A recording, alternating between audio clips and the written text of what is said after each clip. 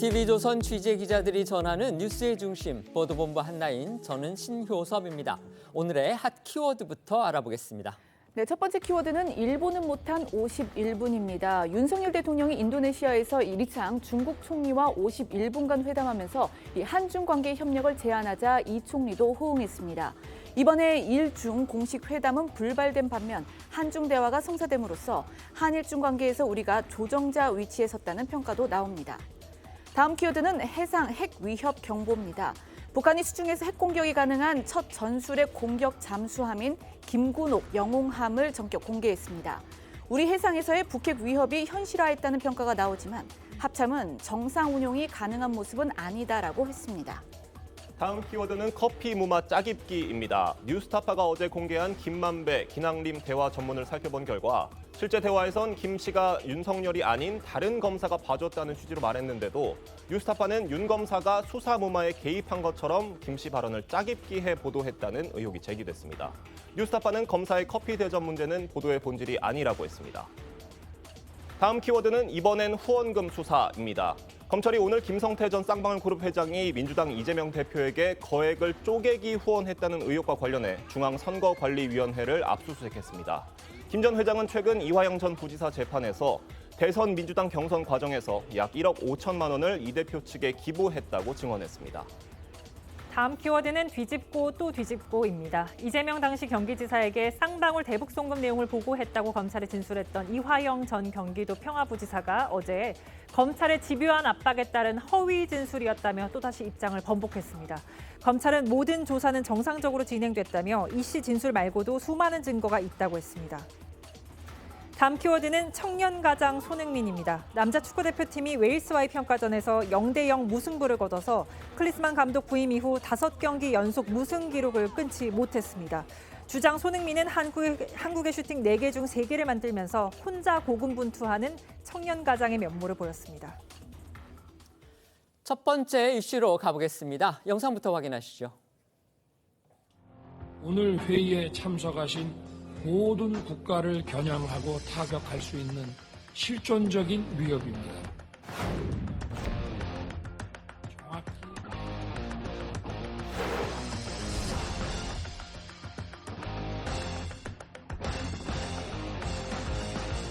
안보리 상임이사국의 책임은 더욱 무겁다고 할 것입니다. Welcome, Prime Minister.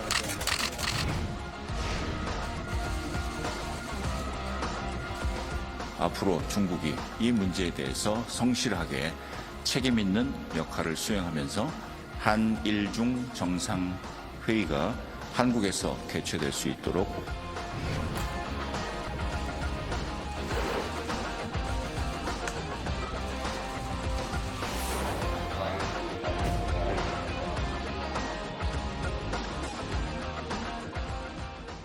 윤석열 대통령이 오늘 인도네시아 방문 일정을 마치고 인도로 향합니다. 마지막 날에도 아주 바쁘게 움직이고 있죠. 네, 윤 대통령 오늘 인도네시아 조코 위도도 대통령과 이 정상회담을 갖고 수교 50주년을 맞은 이 양국 관계 발전 방안을 논의했습니다. 두 정상은 회담에서 이 경제와 안보를 중심으로 주요 협력 문서에 서명을 했는데요. 이후 윤 대통령은 이 G20 정상회의가 열리는 인도 뉴델리로 출국할 예정입니다. 앞서 어제 윤 대통령은 이번 순방 일정에서 핵심 관심사 중에 하나였던 중국 리창 총리와의 회담을 성사시켰습니다. 북핵 문제 등에서 중국의 협조를 촉구하는 등 할 말은 하면서도 이 한중 협력의 중요성을 강조하면서 이른바 이 관리 외교 이런 모드를 보였습니다. 네, 윤 대통령은 어제 오후 자카르타에서 리창 중국 총리와 한중 회담을 가졌습니다. 시진핑 중국 국가주석이 참석하지 않아서 정상회담이라고 부를 수는 없지만 이 중국 2인자인 리창 총리와 회담을 열었다는 것 자체가 성과라는 평가를 받고 있습니다. 특히나 일중 회담이 열리지 못한 상황에서 우리나라가 이번 회담을 성사시킨 데다가 대개 20-30분 수준에서 그치는 회담 시간이 51분으로 길어서 많은 관심을 모았습니다. 윤 대통령은 리창 총리에게 북핵은 우리에게 실존의 문제고 북핵이 해결되지 않으면 한미일 협력 체계는 더욱 공고해질 수밖에 없다면서 중국이 안보리 상임이사국으로서의 책임과 역할을 다해달라며 이 북한이 한중 관계 발전에 걸림돌이 되지 않도록 협력하자고 촉구한 것으로 전해졌습니다. 또 윤 대통령은 한일 중 정상회의가 이른 시일 내에 한국에서 개최될 수 있도록 협조해달라고 요청했고요. 여기에 리 총리는 적극 호응하겠다고 답한 것으로 알려졌습니다. 이외에도 리 총리는 시진핑 국가주석이 윤 대통령에게 보낸 안부를 전달하면서 한국과 중국이 가까운 이웃으로서 협력하고 잘 지내면 훨씬 더 소중하고 가치 있는 관계가 될 것이라고 말한 것으로 전해졌습니다. 관련해서 영상 보고 오겠습니다. Welcome, Prime Minister. 중국이 이 문제에 대해서 성실하게 책임 있는 역할을 수행하면서 북한 문제가 한중 관계에 걸림돌이 되지 않았으면 좋겠다라고 부탁을 하였습니다. 최근의 긴장 관계, 외교적인 어떤 대치 이런 부분과 달리 어제 윤 대통령과 리창 총리와의 그 회담은 상당히 화기애애했다. 이런 지금 뒷얘기가 나오고 있습니다. 이처럼 윤 대통령이 중국에 대해서는 관리하는 그런 모드를 선보인 반면에 지금 러시아에 대해서는요, 이 면전에서도 직격을 해서 대비됐습니다. 그러니까 이제 앞서 구축된 이 한미일 협력을 지렛대를 삼아가지고 이번 정상회의에서 윤 대통령이 중국을 끌어안고 이렇게 러시아를 압박하는 그런 외교 행보를 보인 건데요. 실제로 연 이틀 그 러시아를 겨냥한 압박 발언을 내놓기도 했습니다. 그제 열린 한 아세안 정상회의 자리에서는요. 어떤 유엔 회원국도 이 불법 무기 거래 금지 의무를 저버려서는 안 된다 이렇게 밝혔고 또 어제 열린 동아시아 정상회의에서는 대북 제재 결의안을 채택한 당사자인 안보리 상임이사국의 책임이 더욱 무겁다 이렇게 발언을 하기도 했습니다. 윤 대통령의 이 같은 발언들은 이 다음 주 북한 김정은 국무위원장과 만나서 이 무기거래 협상을 할 것으로 전망이 되는 이 러시아 푸틴 대통령을 염두에 둔 발언으로 해석이 되고 있는데요. 윤 대통령의 발언 들어보시겠습니다. 오늘 회의에 참석하신 모든 국가를 겨냥하고 타격할 수 있는 실존적인 위협입니다. 결의안을 채택한 당사자인 안보리 상임이사국의 책임은 더욱 무겁다고 할 것입니다. 윤석열 리창 회담의 부드러운 분위기와 대조되는 장면이 또 있습니다. 북한에 대한 중국의 시선이 차가워졌다 이런 보도가 오늘 잇따른 건데요. 최근 북한과 러시아의 밀착에 대해서 중국의 반감이 느껴진다. 바로 이겁니다. 네, 올해 북한의 75주년 구구절 열병식 때 중국이 파견하는 대표단의 격이 확 낮아졌다는 해석이 나오고 있는 건데요. 앞서 중국은 지난 2018년 북한의 70주년 열병식 때 이 권력 서열 3위인 리잔수 전인대 상무위원장을 특별 대표로 보냈고 김정은 위원장도 정상급 의전으로 예우한 바 있었습니다. 하지만 올해는 당내 서열 25위권 정도에 그치는 정치국 위원이자 국무원 부총리 4명 가운데 맨 마지막인 류거중을 단장으로 파견할 것으로 전해졌습니다. 이 질인성 성장을 지낸 류거중은 북한 전문가로 꼽히지만 아무래도 5년 전에 비해서는 대표단급이 낮아진 셈입니다. 이를 두고 그동안 북한과 러시아의 밀착을 관망해오던 중국이 외교적 신호를 통해 불편한 속내를 내비친 것 아니냐는 해석이 나오고 있습니다. 관련해서 영상 보고 오겠습니다. 是中朝深厚友谊和中方对中朝关系高度重视的体现。 25위권 받기라고 하는 것은 진짜 굉장히 격화시킨 거죠. 큰 의미를 안 주는 거죠. 우리 통일부 당국자는 한미일 협력 강화로 대중 압박이 커질 것을 고려해서 중국이 대북사절단의 격을 낮춘 것이라면서 군사협력보단 경제협력에 초점을 둔 것으로 보인다고 분석하기도 했습니다. 윤석열 대통령이 이번 인도네시아 아세안 정상회의, 그다음에 동아시아 정상회의에서 이 북핵 문제를 아주 강하게 거론을 한 거 저희가 여러 차례 전해드렸는데요. 그게 바로 이런 사건을 염두에 두고서 윤 대통령이 미리 이런 메시지를 준 거 아니냐, 지금 그런 사건이 벌어졌습니다. 바로 북한이 구구절을 하루 앞둔 오늘요, 수중 핵 공격이 가능한 전술핵 공격 잠수함, 이걸 처음으로 건조했다고 밝히면서 한반도 안보 정세에 또 다른 파장을 불러온 겁니다. 네, 북한 조선중앙통신은 오늘 수중 핵 공격이 가능한 첫 전술핵 공격 잠수함 김군옥 영웅함을 건조했다고 밝혔습니다. 그제 열린 진수식에 참석한 김정은 위원장은 연설을 통해서 해군의 무장화는 더는 미룰 수도 늦출 수도 없는 절박한 시대적 과제라고 발언한 것으로 전해졌는데요. 공개된 사진상으로 보면 이 잠수함엔 큰 발사관 4개 그리고 작은 발사관 6개가 전제가 마련된 것으로 보입니다. 만약 북한의 주장대로 전술핵 발사 능력 갖췄다면 소형 SLBM, 즉 잠수함 발사 탄도미사일 등을 탑재할 수 있을 것으로 관측되고요. 이에 따라 관련 능력 검증 차원에서 해당 잠수함을 활용한 각종 도발이 잇따를 수 있다는 우려도 나오고 있습니다. 다 아시다시피 이 잠수함은요, 이 찾아내기가 굉장히 어렵습니다. 그렇기 때문에 만약에 북한이, 정말 만약에 가상의 경우지만 북한이 이 잠수함을 남쪽으로 내려보내서 거기에서 전술핵을 쏘아 올린다면 한반도는 정말 큰 재앙이 되는 겁니다. 그래서 우리 해상에서의 핵 공격 위협이 현실화했다, 이런 지금 평가를 내리고 있는 겁니다. 김정은도 마치 큰 성과를 거둔 것처럼 그렇게 주장을 했습니다. 그런데 일단 우리 군의 평가는 좀 냉정해 보입니다. 네, 오늘 그 합참 관계자는요, 이 북한의 전술핵 공격 그 잠수함에 대해서 뭐 미사일을 탑재하기 위해서 함교 등 일부 외형과 크기를 증가시킨 것으로 보이긴 하지만 정상적으로 운영할 수 있는 모습은 아닌 것 같다, 이렇게 판단을 했는데요.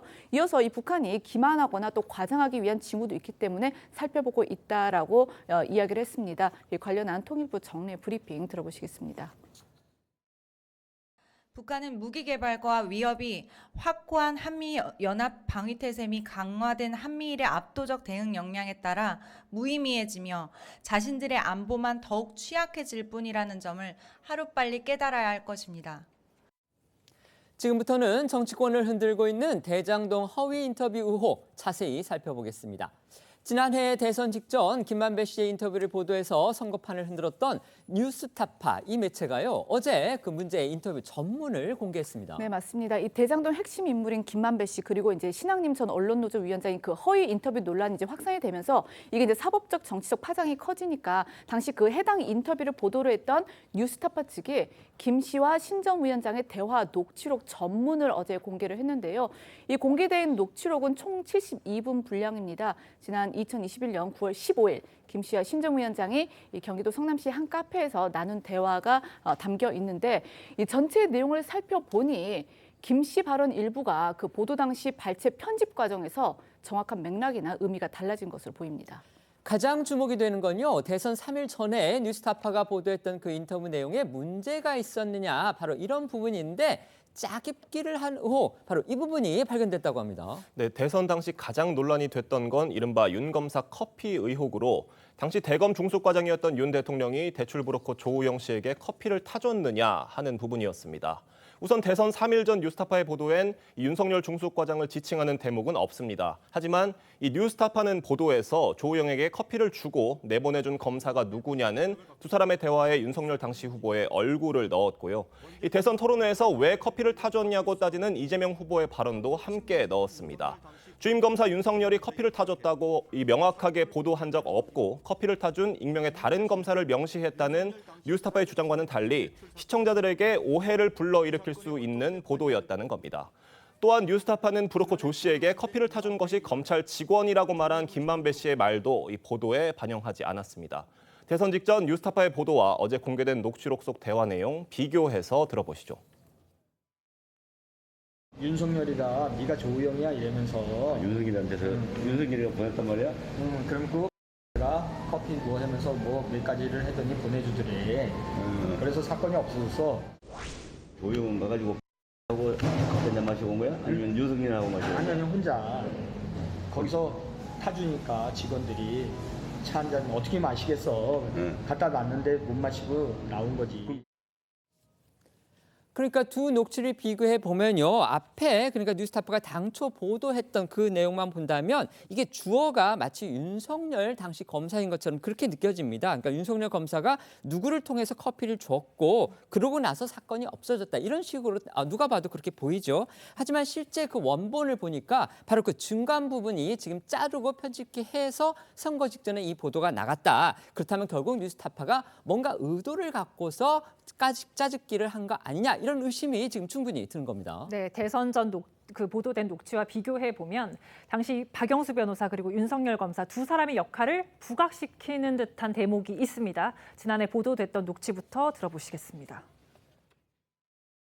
박영수가 그러면 윤석열하고 통했던 거야? 윤석열이를 데리고 있던 애지. 아니 데리고 있었기 때문에 통했지. 그냥 봐줬지. 그래서 부산저축은행 회장만 꼬리고 시키고. 네, 들으신 것처럼 당시 보도 윤석열 검사가 사건을 봐줬다는 의미로 해석이 됩니다. 하지만 어제 뉴스타파가 공개한 녹취록 전문을 보면요. 김 씨가 한 번에 말한 것처럼 들리는 통했지, 그냥 봐줬지 이 부분이 떨어져 있고 그냥 봐줬지의 주어는 윤 검사가 아닌 박모 주임 검사였습니다. 편집하지 않는 이 실제 대화 내용도 한번 들어보시죠. 윤석열이를 데리고 있던 애지. 아니 데리고 있었기 때문에 통했지. 박영수 변호사 그 검사 못 만나고 온 거예요? 아니 검사를 만났는데 검사 누구 검사 만나? 가 얼거놓지 않고 네. 그냥 봐줬지. 결국 이것 역시도 중간 부분을 뭔가 생략하고 뺀 겁니다. 이게 과연 의도적인 건지 아니면 어떤 실수인지 저희가 알 수는 없습니다. 어쨌든지 간에 결과적으로 보면 편집 또는 짜깁기를 의심할 수밖에 없는 그런 대목임은 분명해 보입니다. 하지만 뉴스타파 측의 입장은 다릅니다. 사적인 대화를 매끄럽게 편집하다가 발생한 일이다. 지금 이겁니다. 그러니까 고의가 아니라는 겁니다. 그러니까 그 부분에 대해서 뉴스타파가 어떻게 이야기를 했냐면, 그러니까 보도를 전제로 한 인터뷰가 아니고 이게 지금 이제 사적 대화다 이렇게 강조를 했거든요. 결국 이 편집된 그런 부분에 대해서는 이게 이제 자연스러운 사적 대화이다 보니까 잘 대화가 이어지지 않아서, 그러니까 편집을 하면서 발생한 일이다 이렇게 이제 입장을 밝히면서도 전체적으로는 이 대검 중수부 라인이 이 사건을 무마했다는 취지와는 달라진 게 없다 이런 입장을 밝혔습니다. 이 뉴스타파 소속 기자 이야기 직접 들어보시겠습니다.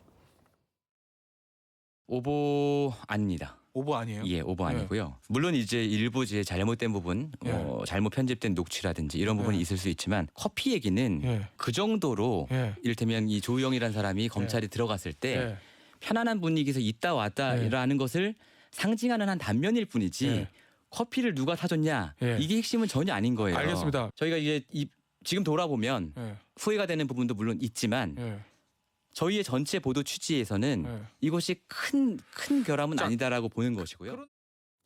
그렇다면 이제 만약에 뉴스타파가 제대로 된 언론으로서의 판단력을 갖추고 또 실제 그렇게 판단을 했다면 당시 보도에서 이미 지금 하고 있는 말들을 해야 한다는 겁니다. 그러니까 우리는 윤석열 검사 한 사람만을 의미하는 게 아니고 그 당시에 중수부 검사 라인 전체를 갖다가 가르쳤던 일이다. 이런 부분은 바뀌었어야 되는 것이고요. 그다음에 커피 문제만 해도 커피가 뭐가 중요하냐, 이거 중요한 거 아니다, 본질은 다르다, 이런 식의 얘기를 그때 당시에 했어야 되는데 이제 와서 짜깁기 의혹이 있다라든지 아니면은 여당이라든지 검찰로부터 어떤 문제 제기가 있으니까 이제 와서 이거는 편집의 실수다 이런 식으로 얘기하는 거, 이거는 결코 올바른 어떤 언론의 태도다 이렇게 보기에는 논란의 소지가 분명히 있는 겁니다. 그러니까 어쨌든 뉴스타파 측은 지금 편집의 잘못은 있을 수 있지만 사전에 기획한 인터뷰는 아니다 이렇게 주장을 하고 있는 건데요. 실제 녹취록 내용에서 이제 눈길을 끄는 대목들이 물론 있긴 있습니다. 예를 들면은 이제 대선이 아니고 대장동 사업과 관련한 내용이 대부분인 거, 또 대장동 문제에 있어서 이재명 대표, 그러니까 이재명 당시 성남시장의 책임을 면해주려는 그런 내용이 다수 들어있는 건 또 맞습니다. 네, 전체 72분 분량의 녹취록에서 김 씨는 대부분 대장동 사업과 관련한 설명을 이어갑니다. 특히 여러 차례 이재명 대표와 대장동 일당의 연관성을 부인하면서 이 대표는 모른다 이런 입장을 강조하는데요. 신 전 위원장이 남욱 변호사와 정영학 씨 등 민간업자들을 언급하면서 이재명과의 연관성이 제로는 아니지 않냐 이렇게 묻는 질문에 김 씨는 아니 이재명은 모르지라고 답하는 대목도 있고요. 남욱과 정영학이 자신의 통제 밖이라면서 책임을 떠넘기는 듯한 발언도 담겨 있습니다. 네, 뉴스타파의 주장대로 사전에 기획된 인터뷰가 아닌 듯한 정황도 담겨 있습니다. 신 전 위원장이 김 씨를 수소문한 정황도 있었고요. 김 씨가 부산저축은행 수사무마에 대해 말할 때 기사 나면 큰일이 난다 이렇게 신 전 위원장에게 입단속을 하는 대목도 담겨 있었습니다. 들어보겠습니다. 내가 전화번호를 어떻게 알았는지 알아? 어떻게? 보고 내가 알았어. 이거 기사 나가면 나는 안 되는 게 아니고. 근데 그 얘기는 누구한테도 안 하는 거야. 아니 죽을 때까지 하지 말아야지. 응? 하지만 또 이런 부분들은요, 듣는 사람이 평소에 이제 어떤 시각으로 이 사안을 바라봤느냐, 그거에 따라서 해석 자체가 정반대로 달라질 소지도 또 있습니다. 실제 이 전문이 공개되고 나서 여야의 평가 반응이 지금 그렇게 나타나고 있습니다. 이게 이제 공개된 뒤에 여야 반응이 극명하게 더욱 갈렸는데요. 여당에서는 전문을 들어보니까 이건 완전히 대선용이다 이런 반응이 나오고 있고, 반면 야당에서는 김만배가 기획했다는 흔적이 전혀 없다 이제 이런 반응이 나오고 있거든요. 이 녹취록 전문에 대한 여야 반응 들어보시겠습니다. 소위 이제 책값이냐 판권이냐 뭐 1억 6,500만 원인가 받은 거. 요거는 이제 규명해야 될 문제인데 요건 본질하고 다른 거거든요. 보도를 대가로 뭐 했던 건 김만배 씨가 기획해야 되는데 그 내용에 보면 김만배 씨가 이거 말하면 안 된다, 죽을 때까지 가져가야 된다라고 얘기를 하거든요. 그래서 이거는 했으면 신앙림 씨가 대화를 이 보도를 한 거지 김만배 씨가 기획했다는 흔적이 없어요. 대선 공작을 위한 그 화끈한 만남, 또 악마의 편집이 총망라돼 있다. 김만배 씨 발언은 처음부터 끝까지 믿기가 어렵더군요. 자기는 녹취되는지 녹음되는지도 몰랐다. 네. 아니 친한 그 선후배 사이가 15년 만에 만났는데 녹취를 합니까? 그런 이상한 만남이 어디 있어요? 그리고 그 책값 명목으로 뭐 1억 6,500만 원 거래한 거, 이게 이제 대장동 그 본질하고 거리가 있다. 이런 말씀이신데 거리가 있을 수가 없죠. 책 3권에 1억 6,500만 원이요? 이게 무슨 고려청자가 아니잖아요. 이처럼 녹취록이 공개된 뒤에도 논란은 지금 사라지지 않고 오히려 지금 커지는 듯한 그런 느낌까지 듭니다. 검찰도 이런 녹취록 여부와 상관없이 의심을 거두지 않는 이유, 또 그것도 분명히 있을 겁니다. 일단 이게 보도 시기가 문제인 겁니다. 아시는 것처럼 뉴스타파의 보도는 김 씨와 신 전 위원장이 대화를 나눈 2021년 9월로부터 6개월이 지난 2022년 3월 대선을 며칠 앞둔 시점에서 보도가 됐죠. 당시는 정치권에서 윤석열 당시 대선 후보의 부산저축은행 부실 수사 의혹 공세가 아주 적극적으로 이어지던 때였고, 검찰이 뉴스타파의 보도를 대선 개입용 기획이었다고 의심하는 것도 바로 이 때문입니다. 검찰은 또 어제 자정 구속 기간 만료로 출소한 김 씨가 윤 대통령이 부산저축은행 수사 당시 수사를 무마할 영향력이 없었다면서 인터뷰 내용을 번복한 것에 대해서도 허위 인터뷰 파장이 심각해지자 사건을 축소하기 위해 말을 바꾼 것으로 보고 있습니다. 출소 당시 김 씨의 발언도 다시 들어보시죠. 그 당시에 윤석열 대통령이 2011년에 그 조우영 씨에게 수사 무마해줬다고 진술했는데 지금도 입장은 변화 없으세요? 그 당시에 대검 중수 과장으로서 그런 영향력 있는 위치에 있지 않았다고 생각합니다. 조우영 씨에게 뭐 인터뷰를 종용했다는 의혹도 나오고 있어요. 거기에 대해서는 혹시 말씀? 아니 저는 뭐 인터뷰 종용한 적이 없고 염려 차원에서 우영이한테 동생한테 형으로서 몇 가지 당부를 하고 한 부분은 있습니다. 뭐 대선 국면을 어떻게 바꾸려는 그런 의도는 없으시다고요? 뭐 제가 그렇게 능력 있는 사람은 아닙니다. 이번 사건과 관련한 언론의 후속 보도들도 지금 잇따르고 있습니다. 오늘은 이 검찰이 김만배 씨가 대선 공작용 인터뷰라는 걸 부인하지 않았다, 이런 진술을 확보했다는 보도도 나왔습니다. 네, 동아일보의 보도를 보면 김만배 씨가 대선 직후 대장동 일당 A씨로부터 신앙림 인터뷰가 형 작품이냐라는 질문을 받았는데 김 씨가 뭘 그런 걸 묻느냐라면서 부인하지 않았다는 겁니다. 그러니까 신 전 위원장이 이 대화를 녹음하는 줄도 몰랐고 보도가 됐다는 것도 나중에 알았다는 김 씨의 주장과 상반되는 대목인 건데요. 또 검찰은 김 씨가 지난 2021년 3월쯤 신 전 위원장을 중심으로 언론재단을 만들어서 언론계에 영향력을 행사하겠다는 얘기를 해왔다는 진술도 확보한 것으로 전해졌습니다. 여기에 검찰은 구속 상태였던 김 씨를 조사하는 과정에서 그 신 전 위원장과의 인터뷰 내용 일부가 허위라는 그런 진술도 확보했다는 건데, 이제 조선일보에 따르면은 김 씨가 이제 지난 6월 26일 검찰 조사에서 이 부산저축은행 사건의 주인 검사가 누군지도 몰랐다, 이렇게 진술을 했고, 그럼에도 당시 윤석열 후보를 언급을 하면서 이 신정 위원장에게 그런 말을 한 것은 사실 뭐 조미료를 많이 친 거다, 이렇게 주장하기도 했다는 건데, 그러면서 김 씨는 이 사회적 물의를 일으켜서 죄송하고, 또 신정 위원장이 녹음하는 줄 모르고 좀 이렇게 센 사람처럼 보이려고 조미료를 많이 쳤다, 이렇게 말한 것으로 보도가 된 겁니다. 검찰은 김 씨가 인터뷰 이후에 신정 위원장에게 1억 6,500만 원을 지급한 점 등에 미뤄서 의도적인 조작이 있었을 것이다, 이렇게 의심을 하고 있습니다. 뉴스타파가 이제 녹취록 전문을 어제 공개를 했습니다. 이걸 보니까 뭐 상당 부분 또 저희가 이제 이해할 수 있는 부분도 있고 또 이해가 안 되는 부분도 있고, 그래서 이를 두고서 지금 여야의 논란은 더 커지고 있습니다. 지금 뭐 그 보도들 다 관련 보도들 보셨을 텐데 어떻게 들으셨습니까? 또 어떻게 평가하십니까? 그냥 좀 간략하게 말씀드리면 뉴스타파라는 매체의 부족한 부분들은 분명히 있다. 근데 이제 언론이라는 게 팩트 체크를 통해서 진실에 다가가는 과정들을 이제 시스템상 하잖아요. 그리고 국민의 알 권리를 위해서 다양한 정보들을 확인해서 알려주는 어떤 그런 역할을 하는데, 뉴스타파가 그런 부분에서는 이 건은 좀 부족한 부분도 있겠다 싶어요. 하지만 언론이 늘 오버를 안 하는 건 아니잖아요. 오버는 늘 있고 정정하는 부분도 있고 또 심지어는 그런 부분에서 어떤 진실의 과정 속에서 언론 중재나 어떤 뭐 손해배상 책임까지도 지는 게 이제 언론이 또 하는 여러 가지 행태인데 각 언론사마다 그런 것 같아요. 그래서 뉴스타파의 보도가 부족한 부분이 있다면 이게 이제 그 매체의 판단력이나 그다음에 책임질 부분이지 이게 대선 공작, 뭐 국기문란 이 정도까지 키우는 이면에는 나름대로 저는 이 뉴스타파의 어떤 이런 부족한 부분들을 기화로 언론을 좀 길들이려고 하는 거 아니냐.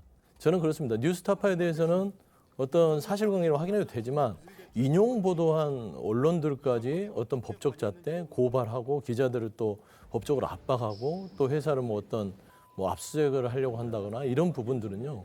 이거는 좋은 방식은 아닌 것 같아요. 그래서 저는 실체적으로 이런 보도가 이루어지게 된 부분들까지는 확인하고 바로잡고 이런 게 다시 생기지 않도록 하는 건 좋지만 이걸 확대 재생산해서 언론을 길들이기를 한다거나 아니면은 기자들의 입에 재갈을 물린다거나 그다음에 특히나 대선 아직도 1년 반이 지났는데도 대선 같은 느낌이거든요. 그래서 뭐 정치공적으로 끌어들이는 것은 너무 소모적인 정쟁 같다. 저는 그렇게 판단하고 싶습니다. 네. 국민의 눈과 귀를 가린 중대 범죄 행위가 있다면 여기에 대해서 분명한 책임을 물어야겠죠. 뉴스타파 전체 내용들을 봤습니다만 이런 내용과 관계없이 대선을 사흘 앞둔 3월 6일 뉴스타파 기사의 제목은 김만배 육성 파일, 박영수 윤석열 통해 부산 저축은행 사건 해결이라고 적혀 있습니다.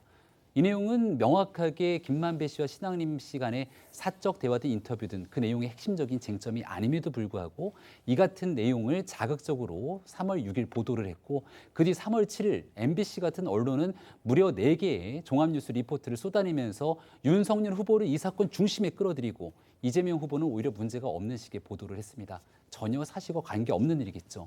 시기로 봤을 때 2월 달부터 3월에 이르기까지 대통령 후보의 선거 운동 기간이 진행되고 있을 때는 언론은 여기에 대한 보도에 대해서 더 신중을 기할 필요가 있습니다.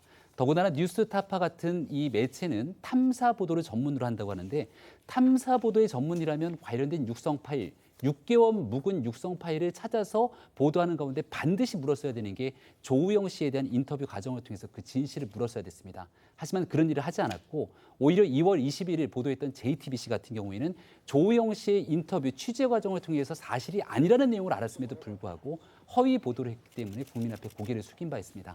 한 가지 더 말씀드리고 싶은 건 3월 4일 신앙림 씨는 왜 6개월 묵혔던 녹음 파일을 뉴스타파에 건넸을까에 대한 의구심이 드는 건데요. 3월 3일 윤석열 대통령 후보와 안철수 후보의 전격적인 단일화가 있습니다. 그다음 3월 4일 조간신문의 거의 모든 보도에서 대선 판이 움직이는 것처럼 이야기가 나왔는데 왜 하필 그 시점에 묵혔던 이 녹음 파일을 뉴스타파에 건넸고 선거 바로 직전에 내용들을 완전히 왜곡해서 거짓 허위 보도를 했는지 거기에 대한 진실 규명 검찰의 시간이 도래하고 있다고 봅니다. 검찰과 여권의 의심을 키우는 대목은 또 있습니다. 이 허위 인터뷰 의혹의 핵심 인물 두 사람이죠. 김만배, 신앙림 이 두 사람이 문제의 인터뷰를 하기 몇 개월 전에도 소통했을 가능성이 있다. 이런 정황이 포착된 겁니다. 저희 TV조선의 단독 보도 내용입니다. 네, 앞서 그 김만배 씨가 이 문제의 그 인터뷰가 이뤄졌던 2021년 9월 이 만남이 어떻게 성사됐냐 그 부분에 대해서 신정위원장이 15년에서 한 20년 만에 처음으로 전화를 해서 만나게 된 자리였다 이렇게 주장을 했습니다. 그러니까 이제 결국은 사적 대화를 나눈 거고 자신도 모르는 사이에 이 신정위원장이 녹음을 했다 이렇게 이제 김만배 씨가 주장을 했는데 결국은 자신과 뭐 신정위원장이 가까이 지내면서 허위 인터뷰를 공모할 사이가 아니라는 그런 이제 점을 강조한 것으로 보입니다. 그런데 저희 TV조선 취재 결과 이 신정위원장이 그 인터뷰가 이뤄진 2021년 9월 이전에 김만배 씨의 화천대유 사무실을 방문한 정황을 검찰이 포착한 것으로 알려졌습니다. 검찰은 화천대유 사무실 압수수색과 관계자 증언을 통해 정황 증거를 확보한 것으로 전해졌는데요. 화천대유 관계자는 2021년 여름 신 전 위원장이 사무실을 방문했다고 진술했고 화천대유 사무실 압수수색에서도 신 전 위원장의 명함을 확보했다고 알려졌습니다. 김만배 씨와 신앙림 전 위원장이 얼마나 긴밀하게 소통을 해왔는지 이 부분은 뭐 좀 더 확인이 돼야 될 그런 상황인데요. 어쨌든 15년 또 20년 만에 신 전 위원장을 만났다. 이런 김만배 씨의 주장, 신빙성을 의심할 수밖에 없는 그런 정황인 겁니다. 신 전 위원장 역시 그런데 이 의혹은 부인했습니다. 네, 신학림 전 위원장 어제 검찰의 피의자 신분으로 출석해서 조사를 받았는데 14시간이 넘는 고강도 조사를 마치고 오늘 새벽 귀가했습니다. 신 전 위원장 기다리고 있는 취재진 앞에서 자신을 향하고 있는 의혹 조목조목 반박했습니다. 허위 인터뷰가 있기 전 김만배 씨의 화천대유 사무실을 방문했다는 의혹에 대해선 유령이 갖겠다며 사실상 부인했고요. 민주당이 배우라는 의혹에 대해선 가능성이 제로라고 일축했습니다. 들어보시죠. 2021년 여름에 화천대유 사무실 방문한 적이 있다 이런 진술이 나왔다는 보도가 나와가지고요. 그럼 여러분들이 그 증거를 갖다 대세요. 그 유령이 갔으면 갔겠죠. 뉴스타파의 콘텐츠나 보도나 이런 뭐 종합적인 올라가는 내용에 대해서 영향력을 미치거나 편집진의 결정에 참여하거나 그런 적이 전혀 없어요.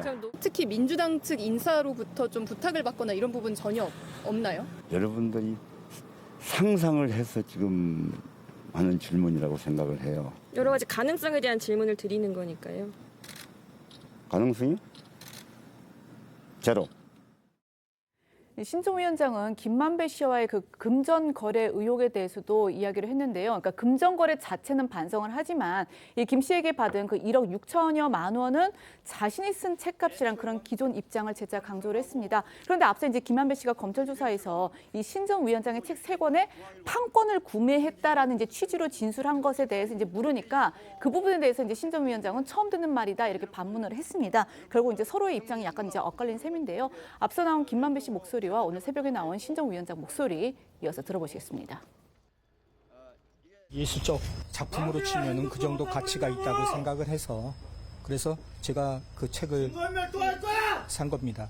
데이터베이스니까 자꾸 책값이 어떠냐는 거예요. 책의 형식을 띠지만 이것은 데이터베이스다. 김만배 씨가 그걸 판권을 샀다고 말했는지 오늘 지금 제가 처음 듣는 겁니다. 데이터베이스이기 때문에 그게 1억 5천만 원 이상을 받아야지 옛날과 같은 그런 언론이라고 하는 그런 인식이 좀 부족했을 수 있습니다. 그러니까 제가 그런 점에서 치밀하지 못했다는 점에 대해서는 저도 반성을 하고 있습니다.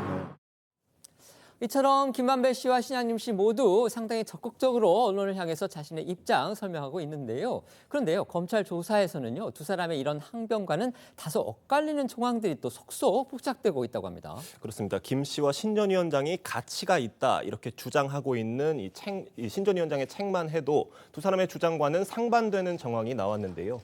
검찰이 화천대유 사무실을 압수수색했을 당시 김 씨가 1억 6천여만 원 상당의 가치가 있다고 했던 신 전 위원장의 책은 이 사무실에 방치되어 있었다고 합니다.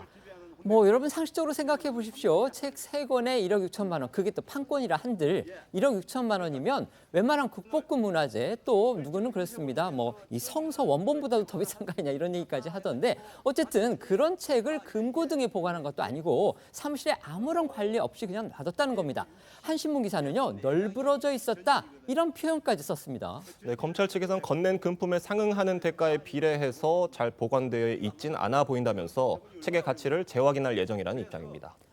검찰 이번 사항을 상당히 엄중하게 다루는 그런 분위기입니다. 특별수사팀 꾸렸고요. 배후 세력까지 철저히 규명하겠다 이런 방침 밝혔습니다. 네, 맞습니다. 검찰은 김만배 씨와 신학림 전 위원장의 인터뷰가 대선을 앞두고 유력 후보에 대한 허위 사실을 공표하고 유사 보도가 이어지게 하는 등 선거제도를 농단한 중대 사건으로 규정했고요.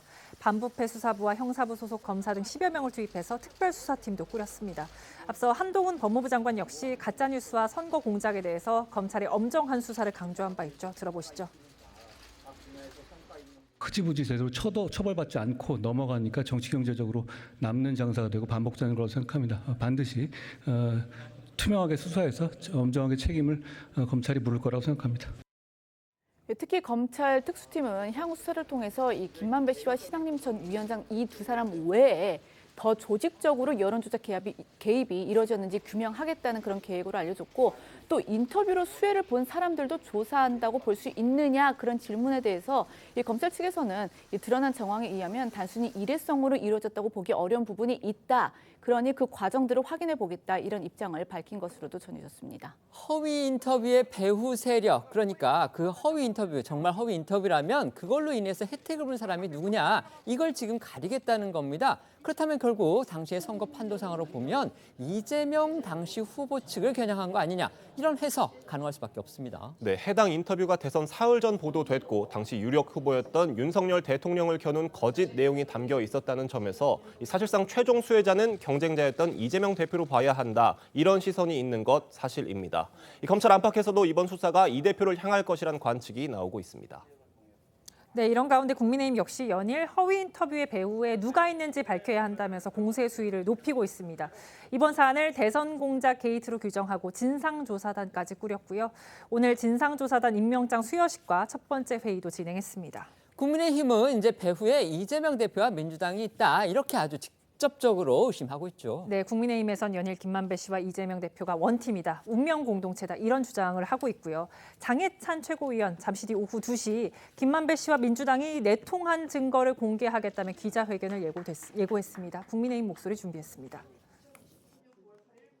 김만배는 이재명 대표와 운명 공동체였음을 스스로 실토하고 있습니다. 아무리 큰 범죄자라도 대선 결과를 뒤바꿀 초대형 공작을 정치적 뒷배 없이 추진한다는 것은 무리일 것입니다. 통상 이제 범죄 수사에서 이익을 보는 사람이 첫 번째 용의자다라는 그런 경구가 있죠. 3월 6일 날도 보면요, 제가 그때 10시인가 뉴스타파에서 보도하고 난 다음에 1시간 한 40분 정도 흐르고 난 다음에 경향신문과 전라일보가 보도를 합니다. 예.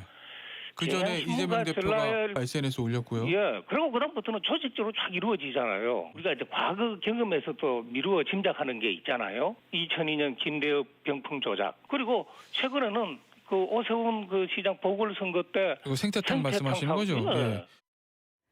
이런 의혹 제기에 대해서 이재명 대표는 이 단식을 이어가는 와중에도 연일 적극 반박에 나서고 있습니다. 오늘도 단식 현장에서 이 관련 의혹에 대해서 여러 가지 말들을 했습니다. 네, 이 대표는요, 이 단식 투쟁 천막을 찾은 김의겸 의원과 그 어제 공개된 그 김만배 씨 녹취록에 대해서 이야기를 나눴는데, 이 대표는 이 녹취록을 들어보니까 기획적 인터뷰가 전혀 아니더라, 이렇게 이야기를 했고, 김의겸 의원도 이 보도 내용 가지고 검사 10여 명을 투입해서 수사하는 건 단군 이래 처음이다, 이렇게 비판을 하기도 했습니다. 또 이 대표는 어제 그 김기현 국민의힘 대표가 이번 사안을 그 선거 공작이라고 규정을 하고 또 국가 반역죄라고 그 말한 부분을 정면으로 꼬집기도 했는데, 이 어제 나온 김기현 국민의힘 대표 목소리 들어보시고 오늘 나온 이재명 민주당 대표 그리고 김의겸 의원 목소리까지 들어보시겠습니다. 조직적, 체계적으로 아주 치밀하게 기획된 대선 선거 공작입니다. 민주공화국을 파괴하는 쿠데타 기도로서 사형에 처해야 할 만큼의 국가 반역죄입니다. 국가 반역의 사형감이라고 했다는데, 저는 이게 정말로 황당무계한 제대로 된 교육을 받은 사람인지 의심스러운 발언이긴 하지만 그건 바로 짐이 국가다라고 하는 전체주의적 사고와 맞닿아 있습니다.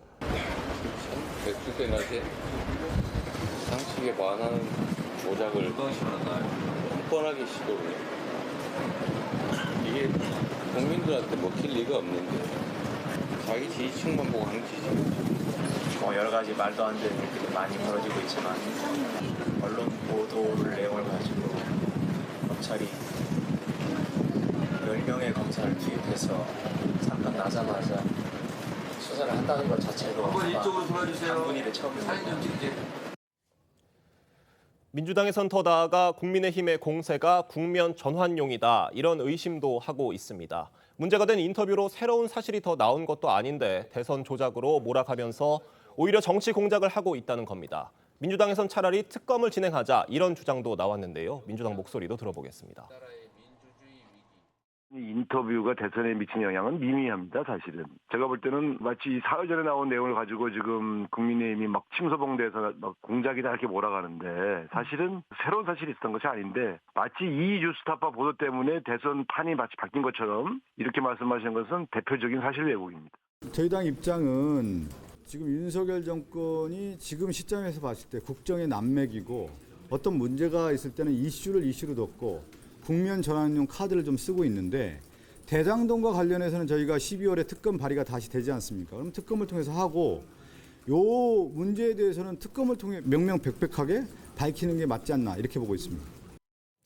이 허위 인터뷰 의혹 때문에 지금 시끄럽고 난감한 곳이 정치권뿐만이 아닙니다. 바로 언론사들로도 지금 이 볼등이 뛰고 있는데 해당 보도를 했던 언론사들 지금 후보풍이 상당합니다. 네, 인터뷰를 가장 먼저 보도했던 뉴스타파는 입장문을 통해서 김만배 씨와 뉴스타파 전문위원이었던 신앙림 전 위원장 사이에 억대의 돈이 오간 부분에 대해 사과했습니다. 하지만 앞서도 전해드린 대로 뉴스타파는요, 그거 말고는 이 김만배 씨와 공모한 기획보도 이런 의혹, 이런 어떻게 보면 이번 의혹의 본질에 관한 부분, 그거는 또 전면 부인하고 있습니다. 네, 녹취 파일을 받고 그 보도를 결정하기까지 관계자들의 입장을 가능한 확인하려고 애썼다라고 주장했습니다. 오늘 나온 뉴스타파 기자 라디오 인터뷰 들어보시죠. 자고 일어나니 국가 반역 세력이 돼 있는데요. 탐사 보도를 목표로 저희가 좀 달려왔고 저희가 그동안 해왔었던 보도 행위가 반역 행위라면 그냥 앞으로도 계속 반영하겠습니다. 이 김만배 씨의 주장에 대해서 박영수 변호사 측으로부터 부인하지 않는 답을 저희가 받았고 나머지 분들은 이제 저희 질의에 이제 답을 하지 않았고요.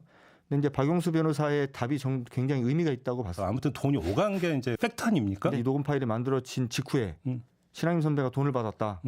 그게 아무리 이제 정상적인 거래라고 주장하더라도 받았다 그러면 제가 보도했겠습니까? 제가 정신병자가 아닌데요.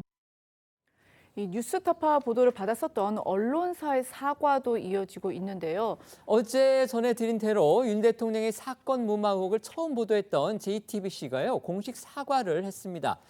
여기에 이어서 이 뉴스타파 보도를 받아서 쓴 MBC도 공식 사과했습니다. 네, MBC는 지난해 3월 이 뉴스타파가 공개한 김만배 씨의 음성 녹취록 내용을 인용해서 보도를 했습니다. 그런데 이제 어제 저녁 뉴스를 전하면서 이 뉴스타파가 김만배 씨의 발언을 일부 생략하고 편집한 상태로 보도를 했는데 녹취록 원문 제공을 거부당한 상황에서 김 씨의 발언을 그대로 전달하는 데 한계가 있었다라고 해명을 했습니다. 현재 MBC는 당시의 보도 경위를 파악하고 있다 이렇게 밝혔고요. 또 결과적으로 시청자에게 혼선을 드렸다 사과를 했습니다. 이 포털 사이트인 그 네이버와 다음도 뉴스타파에 이 김만배 씨의 문제 인터뷰 보도에 대한 해명을 요청을 했는데요. 최근 이 방통위와 국민의힘이 포털사에도 대선 공장 가짜뉴스 확산 방조 책임 이걸 이제 묻고 이 재발 방지 조처를 요구한 데 따른 그런 조치로 보입니다. 말씀드린 대로 검찰이 특별수사팀까지 꾸려서 이번 의혹의 진상규명에 나섰습니다.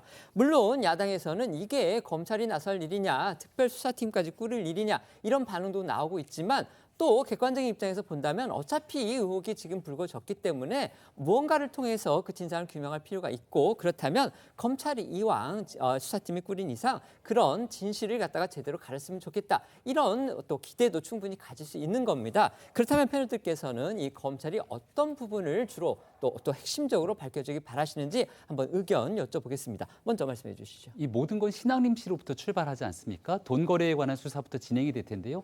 신앙림 씨가 주장하는 건 십수년 만에 우연히 만났다라고 하는데 과연 그 우연히 만난 것이 진실인 것인지 그 이전의 사적 통화 등을 토대로 계획적이고 의도적인 접근이었는지를 밝혀내는 것이 우선이 돼야 될 겁니다.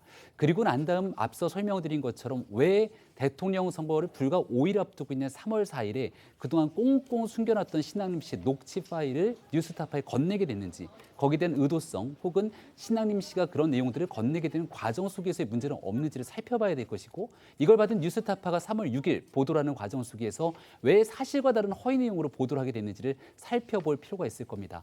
더 중요한 것은 JTBC로 넘어가게 되면 앞선 2월 21일에 그 내용을 보도하게 됐을 때 해당 기자가 조우영 씨의 인터뷰 취재 내용들을 숨긴 상태 속에서 악의적인 보도가 진행됐는데요. 그리고 나서 그 기자가 뉴스타파로 건너가게 됩니다.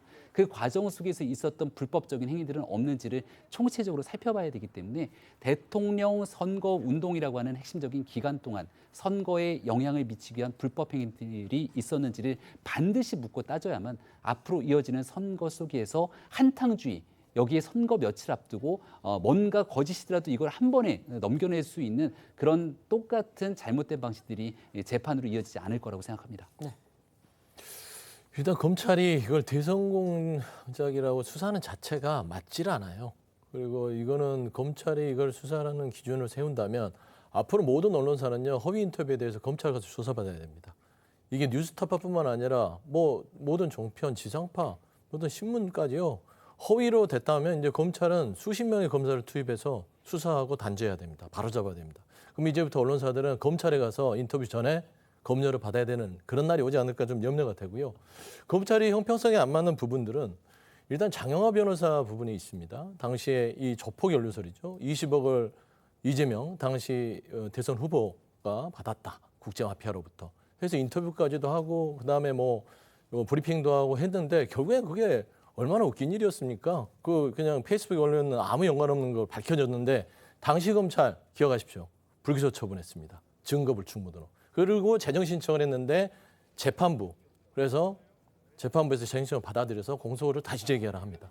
이게 검찰이 과연 지금 뉴스타파를 바라보는 형평성과 당시에 국민의힘의 윤석열 후보를 이득을 주려고 했던 장영하 변호사의 이 수사와 형평성이 맞느냐 이런 거예요. 이런 부분들에 있어서 검찰이 이게 대선 공작으로 갈 일이 아니다. 이런 부분들은 언론 중재에도 있고요. 그다음 뉴스타파 부분에 있어서는 본인들이 어떤 바로잡을 기회들을 줄 부분들을 해야 되는 것인데 이걸 사법적으로 재단하기 시작하면요. 이제는 이거는 어떤 사실관계를 떠나서 언론 자체가 이제 위축될 수밖에 없다는 점에서는 상당한 우려를 표하고 있습니다. 네.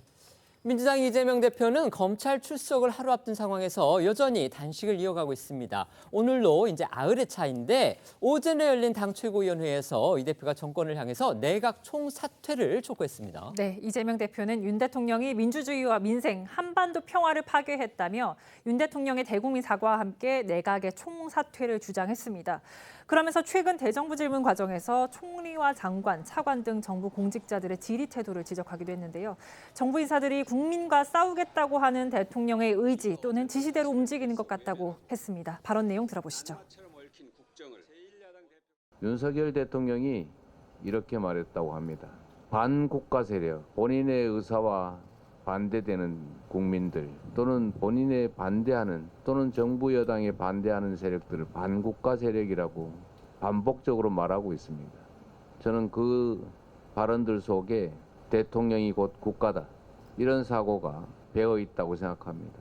대통령은 민주주의 파괴, 민생 파괴 그리고 한반도 평화 파괴 행위에 대해서 국민에게 사죄하고 지금까지 해온 국정 방향을 전면 전환해야 합니다.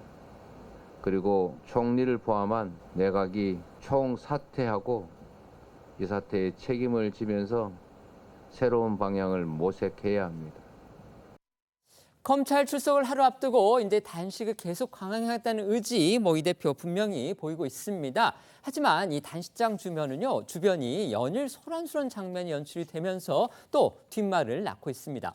어제 잠시 전해드렸는데 국민의힘 태영호 의원의 방문을 둘러싸고선 말 그대로 난장판 상황이 벌어졌다. 이런 보도가 이어졌습니다. 이거 역시 지금 논란이 되고 있습니다. 네, 저도 어제 저 현장에 있었는데요. 태 의원이 어제 이 대표가 단식 중인 천막을 찾아서 그제죠. 이 대정부 질문에서 민주당 의원들이 자신에게 쓰레기라는 등 원색적인 비난을 한 점을 항의했습니다. 하지만 민주당 의원들이 강하게 반발해서 방문 3분 남짓 만에 쫓겨나듯 떠나야 했는데 어제 상황 영상으로 보시죠.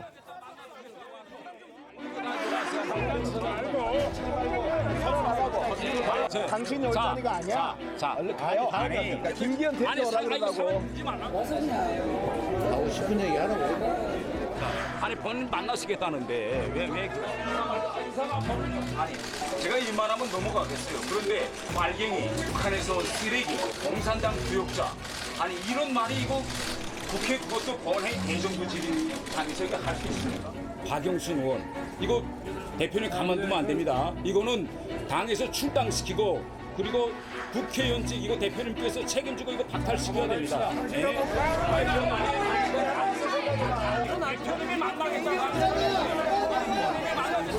계속 찾아오겠습니다.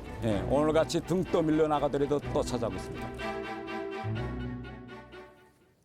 네, 보신 것처럼 저렇게 끌려 나갔는데 태 의원 오늘 한 라디오 방송에서 이 대표와는 한마디도 제대로 나누지 못했으며 오히려 자신이 떠나자마자 이 대표가 비아냥거리고 조롱했다는 말을 들었다고 했습니다. 실제로 당시 현장에서는 이 대표 옆에 앉은 김상희 의원이 저런 사람을 공천한 국민의힘과 또 누구를 공천해도 찍는 이 풍토도 문제라고 지적하자 이 대표가 한때 공산당이었던 사람을 국회의원까지 시키면서 한때 공산당이었다고 파묘를 하냐, 그러니까 홍범도 장군 논란에 빗대서 비판한 것으로 파악됐습니다. 태 의원 발언 들어보시죠.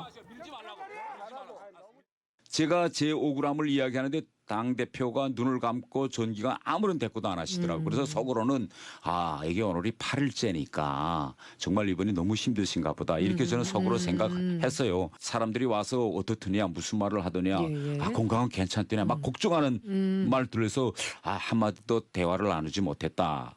막 힘드신가 보다. 제가 이렇게 말하니까 막 사람들이 폭설을 터뜨리더라고요. 당신이 그 현장을 떠나자마자 다시 눈을 뜨시고 아니 억울했던 모양이지. 그다음에 또 제가 떠나갔는데 저를 비아냥거렸다고 그래. 이거 저는 정말 막 피가 꼭 솟더라고요. 그런데 이 국민의힘 윤재욱 원내대표가요, 소속 의원인 태영호 의원이 그 이 대표 단식장에 다시 가지 못하도록 제동을 또 걸었다고 합니다. 이건 또 어떻게 된 상황입니까? 앞서 태 의원은 자신에게 막말을 한 박영순 의원의 제명을 요구했고 원하는 조치가 이루어질 때까지 등 떠밀려 나가더라도 계속 찾아오겠다, 이렇게 예고를 했습니다. 그러나 윤 원내대표는 어제 국회에서 기자들과 만난 자리에서 태 의원에게 더 이상 단식 천막에 방문하지 못하도록 요구했다, 이렇게 알렸는데요. 이미 태 의원 본인의 항의 뜻을 잘 전달했고 이 잘못한 부분은 당 차원에서 윤리 및 제소 등을 통해 절차를 진행하면 된다는 겁니다. 실제로 국민의힘은 오늘 박 의원에 대한 징계안을 국회 윤리특별위원회에 제출한 상태입니다. 박영순 의원 같은 경우는 이제 아까 태용 의원이 항의를 했죠. 그 대정부질문 도중에 의석에 앉아가지고 북한에서 쓰레기가 넘어왔다, 이런 식으로 얘기를 해서 지금 크게 문제가 되고 있는 겁니다. 같은 취지에서 이 대표 단식장 근처에서 진행이 되기로 한 행사 내용, 이것도 또 변경이 됐다고 하죠. 네, 바로 오늘 국민의힘 우리 바다 지키기 TF가 개최한 이 수산물 판촉 행사인데요. 이 행사는 오후 3시까지 그 우리 수산물을 홍보를 하고 또 판매를 촉진하기 위해서 오래 전부터 이제 계획이 돼 있었습니다. 그러니까 원래 이재명 대표가 단식에 돌입하기 전인 8월 28일 이 국회 소통관 앞마당으로 장소 예약까지 마쳤지만 국민의힘은 지금 이 대표의 단식 문제 등을 고려해서 현장에서 이 시식을 한 행사 등은 취소를 하고 준비된 수산물 판매 수준으로 행사를 축소한 것으로 전해졌습니다. 국민의힘 안병길 의원은요, 어제 이 대표의 단식 출구 전략으로 이 행사 참석을 제안하는 글을 올렸다가 먹방쇼냐 이런 비판을 받기도 했는데 당 지도부에서도 자칫 이 역풍이 불 수 있다는 점을 고려한 것으로 보입니다. 네, 하지만 민주당 태영호 의원의 단식장을 방문하고 여당이 수산물 소비 촉진 홍보 행사를 여는 걸 두고 정치적 상대의 단식에 대한 최소한의 배려도 예의도 없다라고 목소리를 높였는데요. 윤건영 의원은 경색된 정국을 풀려면 한덕수 국무총리가 단식장을 방문하는 그런 성의를 보여야 한다고 요구하기도 했습니다. 민주당 측 발언 들어보시죠. 국민의힘은 극우 유튜버의 정신에 지배당하고 일배식 사고로 무장한 집단이 아닐 수 없습니다. 최소한의 정치적 금도마저 저버린 국민의힘의 행태가 참으로 개탄스러울 뿐입니다. 근데 지금 집권 여당의 태도는 너무 옹졸하죠. 단식장에서 100m도 떨어지지 않는 곳에서 먹방을 하겠다라는 거고요. 태영호 의원은 어제 또 단식장에 와서 행패까지 부리기도 했습니다. 한마디로 엉망진창인데요. 야당 대표가 단식을 하면 정부 여당 입장에서는 와서 들어야죠. 그게 기본이지 않습니까? 상식이고. 한덕수 총리가 행정을 얼마나 하셨습니까? 그랬죠. 진보 보수를 넘나들며 총리까지 하셨는데요. 하지만 대통령한테 찍힐까 봐 못 오는 거 아닌가 싶거든요. 그러니까 정말 속이 좁은 정부라고밖에 생각 안 됩니다.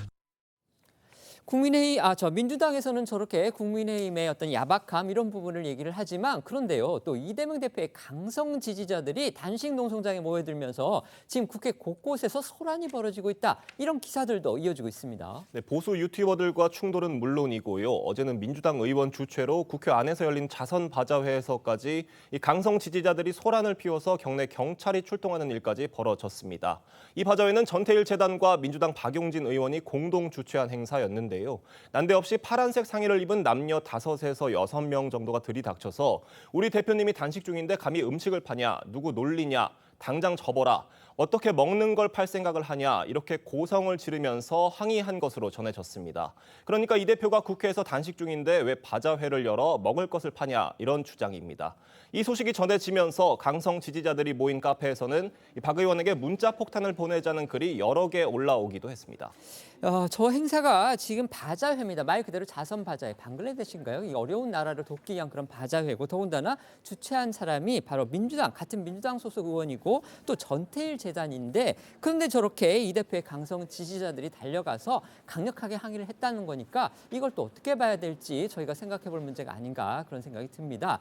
이 대표 내일이면 이제 단식 10일차가 됩니다. 쌍방울 대북송금 의혹 관련해서 검찰 출두해서 조사받아야 하는 그런 날인데 검찰도 이렇게 이례적으로 이 단식 중인 지금 야당 대표를 조사해야 되기 때문에 대응 방안에 고심하고 있다고 합니다. 네, 일단 이제 검찰에서도 이 대표가 내일 단식 10일차를 이제 맞는 만큼 건강 문제로 이 조사 시간을 충분히 확보할 수 없을 그런 가능성도 염두하고 있는 것으로 전해졌는데요.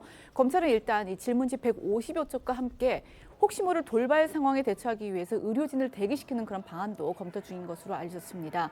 사실 어제, 그러니까 단식 8일차였죠. 어제 천막 안에서 누워있는 그 모습을 보이기도 했던 이 대표는 체온이 떨어져서 소화가 잘 되지 않는다 이렇게 말을 하기도 했었는데 다만 이제 이 대표 측 관계자에 따르면은 건강상에는 큰 문제가 없는 것으로 확인이 됐습니다. 그 검찰 출석 때 이 밤사이 돌발 상황이 벌어지지 않는 한 의료진이나 뭐 구급차 대기 등 조치는 없을 예정인 것으로도 알려졌습니다. 이 오늘 단식장을 찾은 심상정 의원과 이재명 대표의 대화 들어보시겠습니다. 내일 또 출석도 하셔야 되는데. 왜? 아무 내용도 없는데. 말씀하실 때 숨이 차시나요? 네, 처음에 떨어져서 물도 소화가 안 될 때가 있어서 오늘 무슨 먹방한다고 그러는 것 같은데? 국힘에서 먹방한다고? 그럼 조용히 하지 왜 나보고 먹으러 오라고. 내일 검찰 조사 이재명 대표가 이제 혼자서 나갈 그런 계획이라고 합니다. 네, 민주당 의원 대동하지 않고 혼자 나가겠다는 방침을 세운 것으로 알려졌습니다. 다만 당대표 비서실에서 SNS를 통해서 관련 문의가 많아서 출석 일시와 장소를 안내해드린다며 9일 오전 10시 30분 수원지방검찰청 후문을 통해 출석한다. 그러니까 이 대표가 정문이 아닌 후문으로 들어간다는 점을 콕 집어 공개했습니다. 이를 두고 일각에서는 사실상 이 대표가 강성 지지층 동원령을 내렸다는 분석도 하고 있습니다. 검찰 조사 관련 민주당 측 브리핑 듣고 오시죠. 이재명 당대표는 오는 9일 토요일 수원지검에 출석합니다. 검찰은 번번이 국회를 무시하더니 급기야 이 대표에게 정기국회 출석 의무도 포기하고 나오라는 사상 초유의 강압 소환을 요구했습니다. 저들이 저열하게 행동할 때 우리는 정대하게 나아가겠습니다. 이 대표는 대정부 질문이 끝난 직후인 9일 토요일 검찰에 출석해 윤석열 정권의 무도한 소환에 당당히 맞설 것입니다. 조율된 건 아니고요. 오전에 조금 전에 브리핑하기 전에 검찰에 통보를 한 겁니다. 검찰의 입장이 또 나오지 않겠습니까? 오전에 출석하지 않겠습니까? 3회 불출석할 시 구속 영장도. 지금 검찰에서는 일방적으로 좀 정치 행위를 하는 거 아니겠습니까? 그런데 이재명 대표의 조사 날짜, 그러니까 출두 날짜가 정해진 직후에요. 이번 사건의 핵심 인물입니다. 그리고 이재명 대표의 사법 처리에 어떤 키를 쥐고 있는 그런 인물이기도 한데 이화영 전 경기도 평화부지사가 토론 언론에다가 기존에 이재명 대표의 책임을 인정하는 듯한 그런 검찰에서의 진술을 다시 번복하는 그런 자필 진술서를 언론에 보냈습니다. 네, 그러니까 말씀하신 것처럼 이재명 대표가 검찰에 출석을 하겠다라고 이제 밝힌 지 4시간 만인 오후 1시 반쯤에 이 구속 수감 중인 이화영 전 부지사가 변호인을 통해서 자필 진술서를 공개를 했습니다. 이 전 부지사는 어제 언론에 공개된 이 자필 진술을 통해서 검찰로부터 이 별건 수사를 통한 추가 구속 기소 등 지속적 압박을 받으면서 이재명 대표가 관련된 것처럼 일부 허위 진술을 했으며 양심에 어긋난 행위로 진심으로 후회하고 있다라고 주장을 했습니다. 앞서 이 전 부지사는 지난 6월경 이뤄진 이 검찰 조사에서 쌍방울의 경기도지사 방북 추진을 요청했다라고 진술한 바 있었는데 이걸 이제 다시 뒤집은 겁니다. 검찰은 이 즉각 진술 외에도 이 많은 인적, 물적 증거를 바탕으로 수사를 하고 있다면서 다소 좀 격앙된 반응을 보이기도 했습니다. 저희 방송 전에 들어온 또 속보도 있었습니다. 아까 저희가 키워드로도 소개를 드렸는데 검찰이 전격적으로 중앙선거관리위원회를 압수수색을 했습니다. 그 수사의 이유는요. 김성태 전 쌍방울그룹 회장이 이재명 대표에게 회사 관계자 등을 동원을 해가지고 아주 거액을 쪼개기 후원했다. 이런 의혹과 관련해서 검찰이 본격적으로 지금 수사에 나선 겁니다. 네, 검찰은 오늘 중앙선거관리위원회를 압수수색해서 2021년 대통령 선거 민주당 경선 후보에 대한 후원자 명부 등 자료를 확보한 것으로 알려졌습니다. 김 전 회장은 지난달 22일 열린 이화영 전 부지사의 뇌물 등 혐의 공판에서 검찰 측 증인으로 출석해서 대선 민주당 경선 과정에서 약 1억 5천만 원을 이 대표 측에 기부했다라고 밝힌 바 있는데 그러면서 이 대표가 자신한테 금전적 지원을 해준 사람한테 노상 강도라고 표현했다며 불편한 심경을 드러낸 것으로 전해졌습니다. 정치자금법상 후원인이 대통령 선거 경선 후보자의 후원에 기부할 수 있는 한도액 1,000만 원입니다. 타인 명의로 쪼개기 방식으로 후원할 경우 정치자금법 위반 혐의가 적용될 수 있습니다. 지금 이화영 전 부지사의 진술 번복이 또다시 논란이 되고 있습니다. 내일 이재명 대표가 검찰에 나가는데 검찰에 나가기로 했다고 발표한 그 직후에 지금 이런 서면 질서가 나와서 또다시 논란이 되고 있고 이것 때문에 이재명 대표는 만도할지 모르겠지만 검찰은 또 난관에 부딪힐 수 있다. 지금 이런 평가들이 나오고 있습니다. 자, 어떻게 보십니까? 뭐 검찰도 예상을 했을 거라고 봅니다. 그러니까 검찰이 억지로 쥐어짜낸 진술 자체를 법정에 가서 그 이화영 전 부지사가 그대로 증언을 인정할 것이냐. 그게 이제 증거 능력으로 채택이 되길 바랬지만 본인 스스로도 10개월간 구금된 상태에서 마지막에 진술을 바꾼다는 부분에 있어서 여러 가지로 힘든 부분이 있었을 거예요. 그리고 법정에서 변호인들까지 계속 교체하면서 조금 나름대로 법정 다툼이 있었죠.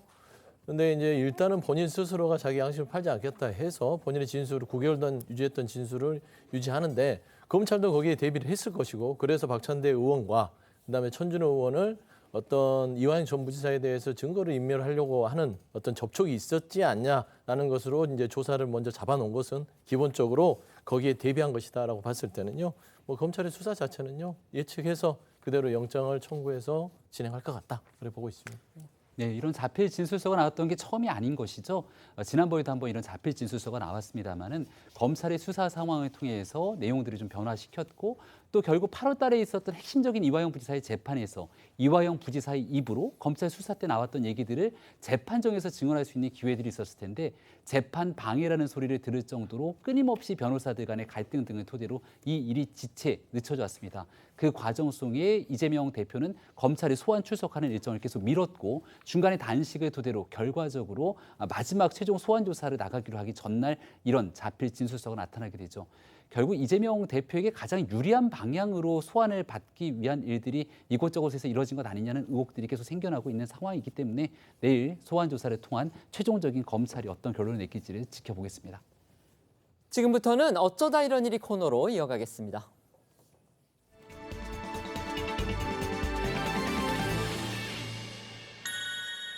첫 번째는요, 조국 행사의 검사가입니다. 이게 단순한 검사가 아니고 현직 검사장입니다. 이성윤 법무연수원 연구위원의 얼굴이 보이는데 현직 검사장 신분으로 조국 전 법무부 장관 행사에 참석했다고 해서 지금 논란이 벌어지고 있습니다. 이틀 전에 이 조국 전 법무부 장관의 북콘서트가 열렸는데 이 자리에 아까 보신 이성윤 전 서울중앙지검장, 그러니까 현 법무연수원 연구위원이 참석을 해서 윤석열 정부를 비판을 했는데 이제 그게 좀 논란이 되고 있습니다. 이성윤 전 지검장은 이 조 전 장관을 이 자리에서 강철 같은 의지력의 소유자라고 치켜 세우는가 하면 윤 정부에 대해서는 무도한 검찰 정권이다라고 했는데요. 들어보시겠습니다. 검찰 개혁이 제대로 성공했다면 오늘같이 이렇게 무도한 검찰 정권이 생기지는 않았을 겁니다. 저는 조국 장관께서 수사와 재판을 받으시고 이런 엄청난 고초를 겪고 계시는 걸 보고 그저 바라만 봐야만 했던 제가 너무나 안타깝고 힘들었습니다. 제가 지금까지 모셔본 우리 조국 장관님은 강철 같은 의지력의 소유자입니다. 현직 검사인데 무도한 검찰 정권, 사실상 이제 야당이 하는 그런 얘기를 지금 저런 행사에서 한 겁니다. 이성윤 전 지검장, 지금 현재도 검사 신분인 건 맞는 거죠? 네, 앞서 말씀드린 대로 이성윤 전 지검장은 현재 법무연수원 연구위원으로 명백히 검찰 공무원의 신분입니다. 그런데 조 전 장관이 주최하고 현직 국회의원인 민주당 최광욱 의원이 진행한 정치적 행사에 현직 검사 신분으로 참석해서 듣고 오신 것처럼 정치적 발언을 공개적으로 한 건데요. 더 나아가 이 전 지검장은 윤 대통령과 가까운 검사그룹 이른바 윤사단을 과거 군사 정권 당시 육군 내 사조직 하나회에 비교하기도 했습니다. 아까 제가 이 검사장을 이제 검사장이라고 얘기를 했는데요. 지금 서울 고검장을 지냈기 때문에 고등검사장으로 봐야 될 것 같습니다. 어쨌든 이 현직 검사 신분으로 이렇게 정치성이 농후한 발언을 하는 거 이거 문제가 될 수밖에 없지 않나요? 네, 법무부 곧바로 국가공무원법 위반 여부에 대해 감찰을 검토하고 나섰습니다. 또 검찰 내부에서 이전 검사장에 대한 비판이 나오고 있는데 조선일보에 따르면 한 검사는 후배 검사가 기소해서 1심에서 유죄가 난 피고인의 행사에 가서 강철 같으신 분이라는 말을 어떻게 할 수 있느냐고 했다고 하고요. 또 다른 검사는 현직 검사가 법원 판결마저 부정하는 행태를 보인 것이라고 비판했다고 합니다. 이 북콘서트 주인공인 조국 전 장관도 윤석열 정부를 향해서 날선 비판을 이어갔는데요. 깨어나 보니 후진국이라는 발언도 했습니다. 직접 들어보시겠습니다. 문재인 정부 말기에 깨어나 보니 선진국 이런 얘기를 다 했습니다. 모든 지표가 선진국 수준의 OECD에서 상위 수준에 있었는데 지금 깨어나 보니 후진국, 깨어나 보니 일제시대 뭐 이런 상태로 지금 느낌을 받고 많은 사람들이 좀 힘들고 짜증나고 이런 상태가 되고 있는 것 같아요. 공산 전체주의란 말도 한 번도 들어보지 못한 말인데 어디선가 갑자기 누가 제시를 한 거겠죠. 저는 이제 맨 처음에는 잘못 들어서 용산 전체주의인가 뭐 이런 생각도 했는데요. 용산이 전체주의에 장악되어 있는 게 아닌가. 두 번째는요, 최고령 박사 도전입니다. 야권의 원로죠. 권노갑 김대중 재단 이사장의 모습이 보입니다. 네, 김대중 전 대통령의 최측근으로 동교동계의 맏형으로 불리던 원로 정치인이죠. 권노갑 김대중 재단 이사장에게 깜짝 놀랄 만한 근황이 전해졌습니다. 바로 구순을 훌쩍 넘긴 나이에 국내 최고령 박사 도전에 나선 건데요. 권 이사장은 2023년 후반기 한국외국어대학교 영문학 박사 과정에 최근 입학했다고 합니다. 지난 5일 첫 수업도 들었다고 하는데요. 권 이사장은 이제 손잡벌 되는 학생들과 일주일에 하루 이틀 강의실에서 만나서 하루 6시간씩 영시, 영소설, 셰익스피어 등 세 과목 수업을 듣는다고 합니다. 권노갑 이사장 정말 정정합니다. 저도 뭐 개인적으로 알지만 상당히 건강하신 분입니다. 그런데요, 권 이사장은요 이미 국내 최고령 석사 바로 이것도 받은 바가 있습니다. 네, 83살의 나이에 최고령 석사 학위를 받았습니다. 81살이었던 2011년 한국외대 대학원 영문학과 석사 과정을 시작해서 2년 만인 2013년 존 F 케네디 연설문에 나타난 그 정치사상 연구를 주제로 한 논문으로 국내 최고령 석사 학위를 받았습니다. 관련해 권 이사장은 조선일보와 인터뷰에서 배움엔 나이가 없다는 걸 늘 느낀다. 공부할 수 있어서 즐겁고 행복할 뿐 힘들다고 생각한 적이 없다라고 말했습니다. 이렇게 영문학을 전공하는 거 결국 이제 권노갑 이사장하고 영어 사이에 어떤 인연이 있을 거다 이런 짐작이 됩니다. 소개해 주시죠. 이 권노갑 이사장이 그러니까 김 전 대통령 비서를 정계에 입문하기 전에 영어가 한때 생업이었다고 하는데요. 6.25 전쟁 때 미군 그 부대에서 유엔군 통역관을 했고 또 목포 여고에서 3년간 영어 교사를 했습니다. 정치인이 돼서도 워싱턴 포스트 같은 그 영자 신문을 즐겨 읽었고 또 영어를 손에서 놓지 않았다고 하는데요. 관련해서 권 이사장 목소리 들어보시겠습니다. 6.25 때는 미군 부대에서 통역을 하고 목포 여고에서 영어 선생을 3년 하고 그렇기 때문에 영어에 대해서 관심을 많이 갖고 있기 때문에 계속해서 공부를 한 번도 게으르지 않고 계속해 왔어요. 구순이 넘어서 저렇게 박사학위를 준비한다. 결국 이제 그렇게 체력이 건강이 뒷받침이 돼야 될 텐데 그 비결도 또 궁금하죠. 네, 조선일보가 권 이사장에게 건강 관리 비결을 묻기도 했는데요. 이에 대해 권 이사장은 첫째도 둘째도 운동이라고 했습니다. 권 이사장은 매일 헬스장에 가서 2시간 동안 운동을 한다고 하는데요. 나이가 들수록 근육이 중요하다면서 20kg에서 30kg짜리 역기는 물론이고 레그프레스라고 하는 이 하체 운동 기구도 80kg을 거뜬하게 든다고 합니다. 또 1991년부터 시작한 골프도 오히려 92세 때부터 실력이 크게 늘었다면서 노익장을 과시하기도 했습니다. 사실 권 이사장인 이른바 이제 정치적인 어떤 대부를 모셨던 김대중 전 대통령도 이 영어에 관해서 상당한 학구열을 가진 것으로 그렇게 유명합니다. 감옥에서 영어 공부를 해서 실생활에서 영어를 구사하는 그런 정도의 실력을 갖췄다. 이거 아시는 분들 많을 텐데 어쨌든 그런데 권 이사장 이 김 전 대통령과 관련해서 뭔가 영어를 공부하고 싶은 목표가 있다. 또 이렇게 밝혔습니다. 네, 권 이사장 목표 바로 김대중 전 대통령의 정치 철학과 업적에 관한 기록을 영문으로 번역해 논문을 쓰는 거라고 합니다. 관련해 권 이사장은 내가 김 전 대통령을 일생 모셨는데 그분의 정치 사상과 업적을 영문으로 써서 남기면 앞으로 그것을 전 세계에 더욱 널리 알려질 것 아니겠냐라면서 앞으로 2년간 더 정진해서 박사학위를 받겠다고 밝혔습니다. 세 번째는요, 이명웅 콜센터입니다. 가수 이명웅 씨의 사진이 보입니다. 네, TV조선 미스터트롯이 배출한 빅스타 이 가수 이명웅 씨의 인기 때문에 사상 처음으로 이 이명웅 콘서트 예매 전용 상담 전화가 운영이 된다고 합니다.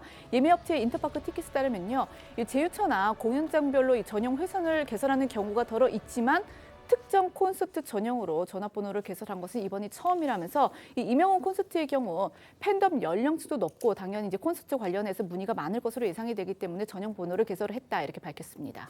그러니까 이명웅 씨의 팬층이 중년 이상의 이제 고령이 많은 거 이거를 배려해서 전용 상담 전화를 만들었다 지금 이런 설명인데 원래도요 이 이명웅 씨 콘서트 정말 예매 경쟁 치열한 걸로 유명합니다. 네, 그렇습니다. 지난해 전국 투어 콘서트도 예매 오픈과 동시에 매진이 됐었고요. 올해 이명웅 씨 콘서트는 서울을 시작으로 대구, 부산, 대전, 광주 등에서 4달에 열리지만 예매는 이달 14일부터 시작됩니다. 추석 연휴를 2주 앞두고 예매가 시작되는 만큼 부모님을 대신할 효자, 효녀들의 티켓팅 경쟁이 뜨거울 것으로 예상이 되는데요. 흔히들 이렇게 티켓팅이 어려운 공연의 경우 피가 튀기는 경쟁이라고 해서 속칭 피켓팅이라고도 하거든요. 사상 처음으로 예매 전용 전화까지 개설된 이번 이명웅 씨 공연이 어떤 피켓팅 기록을 세울지도 관심이 모아지고 있습니다. 저희는 1분 뒤에 다시 돌아오겠습니다. 오늘 준비한 소식은 여기까지입니다. 저희는 다음 주 월요일 오후 1시에 더 핫한 소식으로 찾아뵙겠습니다. 시청해 주셔서 고맙습니다.